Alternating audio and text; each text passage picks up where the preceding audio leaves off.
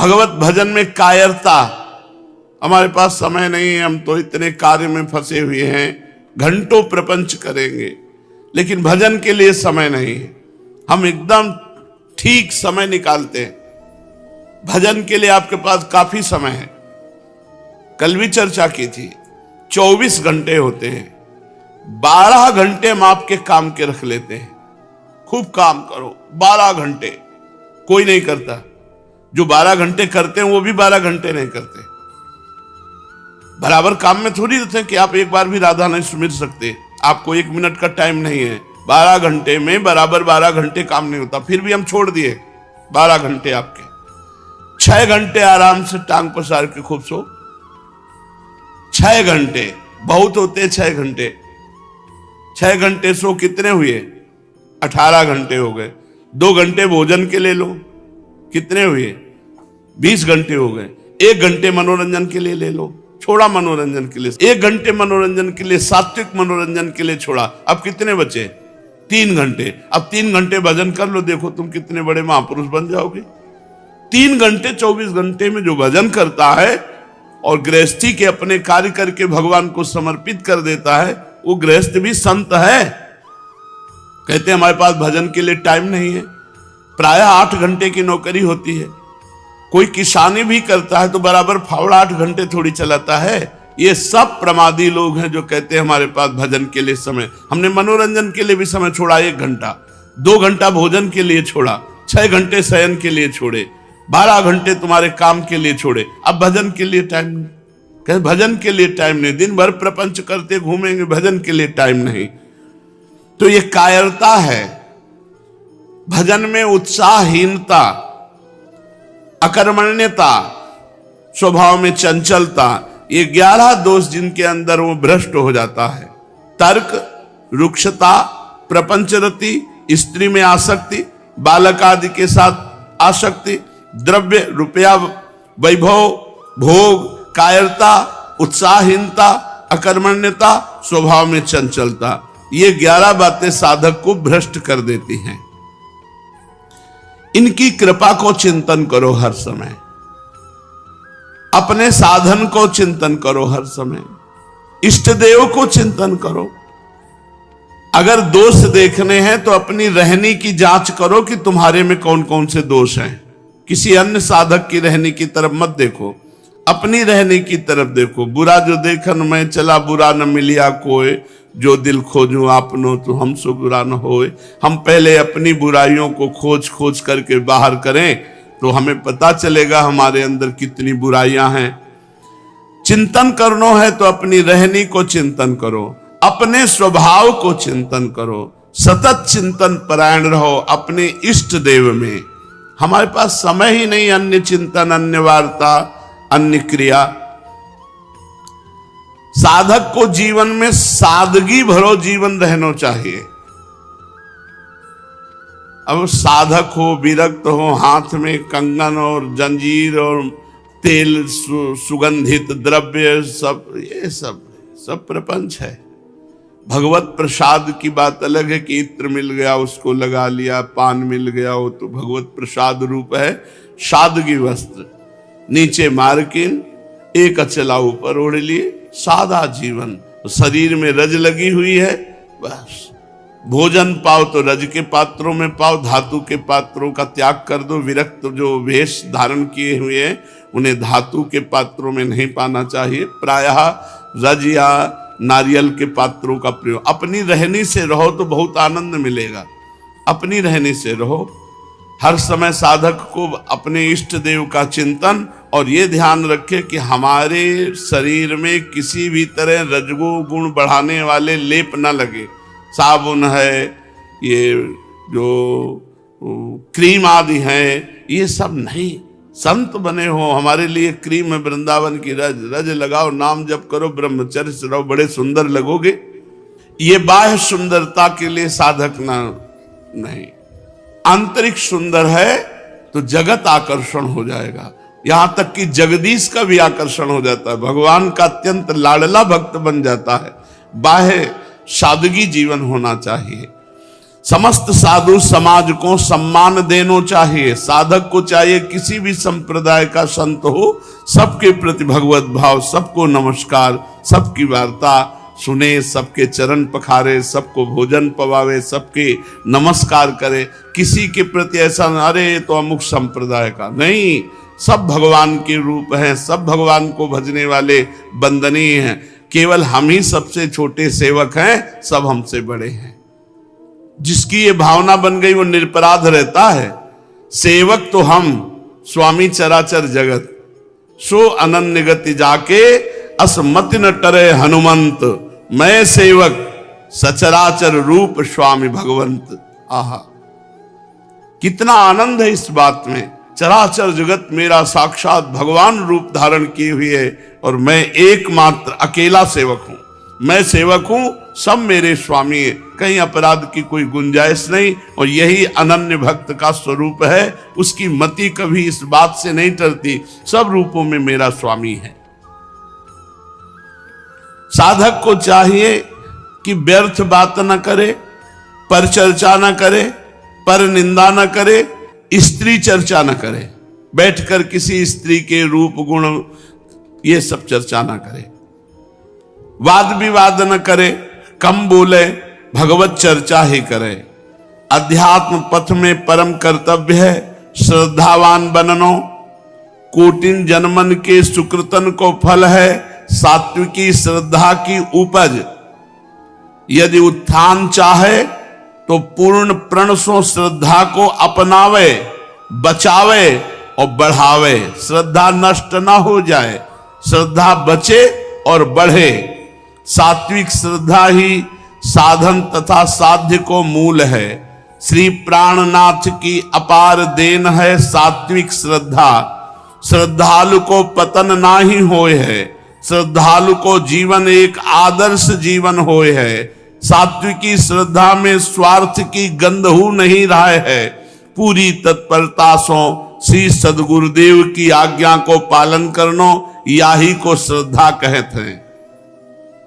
श्री सदगुरु आज्ञा में ही अपनो परम सौभाग्य माननो, अपने जीवन की सफलता मान लेनो, याही सात्विक श्रद्धा है।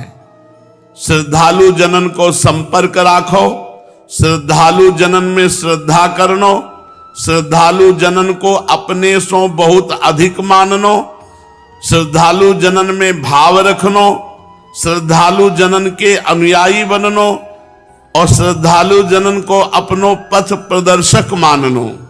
श्रद्धा में भयंकर विघ्न है अपनी बुद्धि सो काम ले लेनो। श्रद्धा में भयंकर विघ्न है अपनी बुद्धि लगानो, अपनी बुद्धि से काम ले लेनो। हमारी श्रद्धा ठीक ठीक चल रही है या की परीक्षा है गुरु चरणन में प्रेम बढ़तो जाए, तब समझो कि हम अध्यात्म में प्रवेश कर रहे हैं। जब सात्विकी श्रद्धा बढ़ती ही जाए, भजन में अतृप्ति होए और सबसे दैन्य भाव रहे, सबसे झुक के रहे, तृणादपि सुनी चेनो।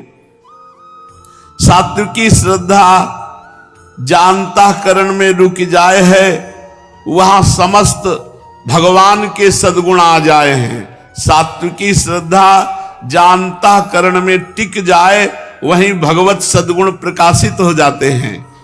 खूब श्रद्धा करे, श्रद्धा ही विचारे, श्रद्धा को संभालतो रहे, श्रद्धा रुकवे की और बढ़वे की युक्ति सोचतो रहे।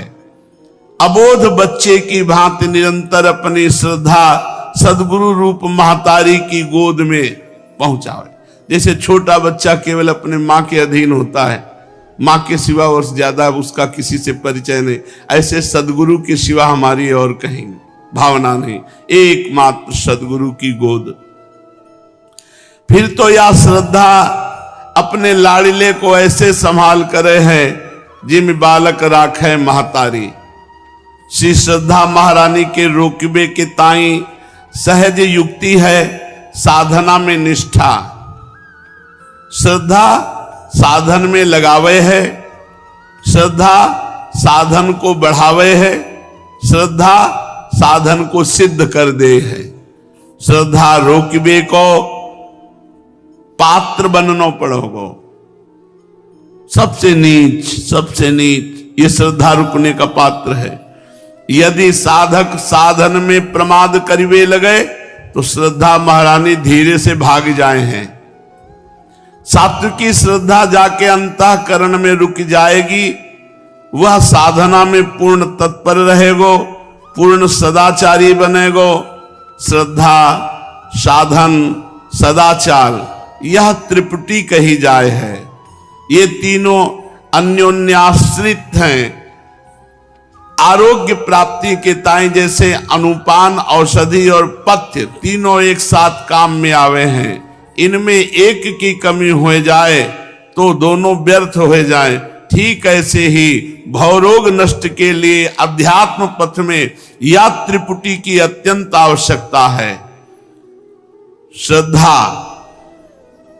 साधना और सदाचार। गुरु चरणों में श्रद्धा, उनके द्वारा दी हुई उपासना को खूब ठीक ढंग से करना, साधना और आचरण पवित्र होना, इन तीनों के द्वारा भवरोग की निवृत्ति होती है। तभी पूर्ण लाभ होए है। एक ही वाक्य समझ लेना चाहिए कि श्रद्धा, साधना और सदाचार जो तीनों एक साथ लेके चले वही जाके सिद्ध पुरुष होए हैं। श्रद्धा, साधना और सदाचार। सात्विकी श्रद्धा, पूर्ण सदाचार और हृदय में निराभिमानता अर्थात दीनता। भजन करके भगवान से भजन ही मांगनो, कोई संसारी पदार्थ नहीं मांगनो। श्री सद्गुरु जनन की सेवा, दीनन की सहायता, महापुरुषन की कृपा की चाह, समय का सदैव सदुपयोग, सद ग्रंथों का स्वाध्याय और संतों का संग, सत्संग, या से निश्चित भगवत प्राप्ति हो जाए है। साधक के ताई परम आवश्यक है कि अपने नेत्रन को बहुत संभाल के उठावे, अर्थात नेत्र देना है तो बहुत संभाल के देखो, कहीं किसी गलत चेष्टा पे न पड़ जाए, कहीं किसी माता बहन के प्रति गलत भाव न कर बैठे। दृष्टि संयम, कम बोलनो वाणी संयम, आवश्यक ही सुननो, श्रवणेन्द्री को संयम, सात्विक मित आहार, प्राणन को संयम। आहार सात्विक, मित अर्थात थोड़ा, बहुत आनंद रहता है थोड़ा आहार में। ज्यादा आहार कर लो आंतों में बोझा बना रहता है, भजन की रुचि नहीं रहती। बहुत थोड़ा आहार, फिर उससे दुगना जल, मानो 400 ग्राम अन्न तो 800 ग्राम जल, तो आपका पेट साफ रहेगा, अन्न की गर्मी शांत रहेगी। अब जगह नहीं रह गई है अन्न से, तो पानी कहाँ से? अगर पानी पीने की इच्छा भी करें तो वो पूरा ठसाठस भरा है। अब बोले कब्ज हो गई, अब कब्ज ना हो, दबा दबा के आंतों में ठास ठास के अन्न भर लोगे तो कब्ज नहीं होगी। उचित भोजन करो और उचित जल। वैसे पेट है, इसमें अन्न, जल और वायु तीनों से प्राणों का पोषण होता है। तो अन्न 1 भाग कर लो, 2 भाग जल और 1 भाग वायु। 1 भाग वायु के लिए खाली रहना चाहिए। जल पीने के बाद भी पेट में जगह रहनी चाहिए। तो आहार सात्विक हो, आहार मित हो, थोड़ा हो, जो सहज में पच जाए। और विचारों का संयम, संकल्प विकल्प हो रहे हैं, कल्पनाएं हो रही हैं, आप सावधान नहीं, कितने मिनट निकल गए, व्यर्थ का चिंतन करते नाम छूट गया, ऐसा नहीं होना चाहिए। समय को सदुपयोग करो भगवत चिंतन में। स्वभाव में गंभीरता लाओ, कोई अपराध तुमसे करे तो क्षमा कर दो। सरल व्यवहार रखो, उदार वृत्ति रखो और सहिष्णुता हो। विरक्त स्त्री जाति मात्र सो अपनो संबंध ना रखें, कोई संबंध नहीं। किसी भी तरह का संबंध स्त्रियों से विरक्त को नहीं रखना चाहिए। गृहस्थ होए तो पर स्त्री मात्र सो कैसे हूं संपर्क न रखें। इंद्रियां बड़ी चंचल हैं, धोखा दे सकती हैं। बलवान इंद्रिय ग्रामो विद्वानमपि कर्षति। बार बार स्मरण करें, जो महापुरुषन ने अपने जनन को शिक्षा दी है, वाको स्मरण करे। समर्थ गुरु रामदास, महाप्रभु चैतन्य देव, महाप्रभु हरिवंश चंद्र जी, स्वामी जी महाराज, बड़े बड़े महापुरुषन ने जो शिक्षा प्रद उपदेश दिए हैं उनको पढ़ना चाहिए, उनको सुनना चाहिए, उनका मनन करना चाहिए। श्री भागवत जी की आज्ञा है कि विरक्त साधक पर स्त्री को अपनी मृत्यु ही देखे, पर स्त्री की तरफ देखे कि मृत्यु है हमारी, अगर हमने गलत ढंग से देखा, गलत भाव किए तो हमारा नाश हो जाएगा।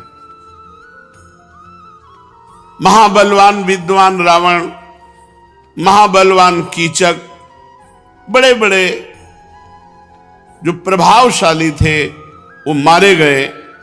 जो भागवत में लिखा है कि स्त्री साक्षात मृत्यु है, अगर तुम हर स्त्री को काम भाव से देख रहे तुम्हारा नाश निश्चित है।